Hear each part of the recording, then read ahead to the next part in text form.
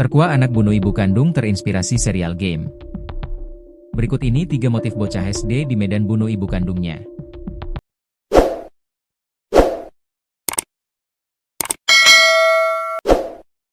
Kapolrestabes Medan menetapkan Al, 12, sebagai tersangka pembunuhan. Dia membunuh ibunya dengan pisau dapur dengan 20 tusukan. Kapolrestabes Medan, Kombes Calvijen Simanjuntak mengatakan bahwa 3 motif itu yakni masalah sakit hati sang kakak dipukul, ayah diancam dengan pisau, dan game online dihapus.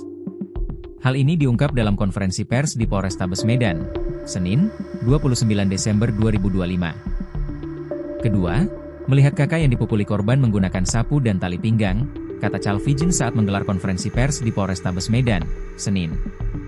Ketiga, sakit hati game online dihapus, tambahnya. Selain itu, Al kerap kali memainkan game yang menggunakan pisau serta menonton serial anime pada saat adegan menggunakan pisau. Pemicu bunuh ibu.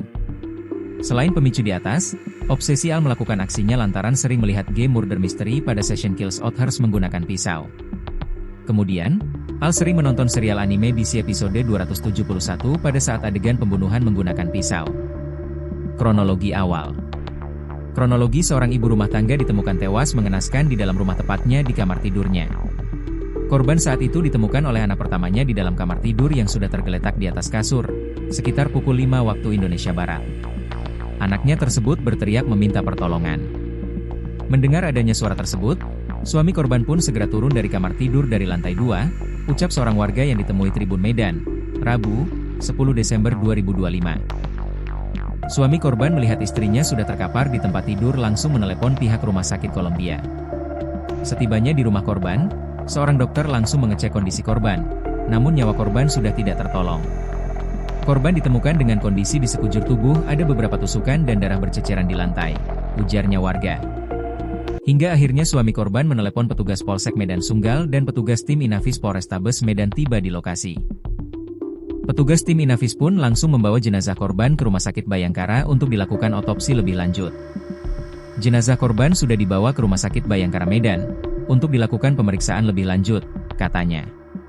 Ia mengatakan, penyebab kematian korban masih belum diketahui, terduga anak kedua korban menjadi pelaku pembunuhan. Diduga anak keduanya yang melakukan pembunuhan terhadap ibu kandungnya sendiri, lanjutnya. Hingga kini anak kedua korban didampingi ayah kandungnya dibawa ke Polsek Sunggal untuk dilakukan pemeriksaan lebih lanjut. Fakta singkat. Korban, Faiza Soraya, 42. Terduga pelaku, Ai, 12, anak bungsu korban, masih siswi SD. Lokasi, Jalan Dwi Kora, Kelurahan Tanjung Rejo, Kecamatan Medan Sunggal.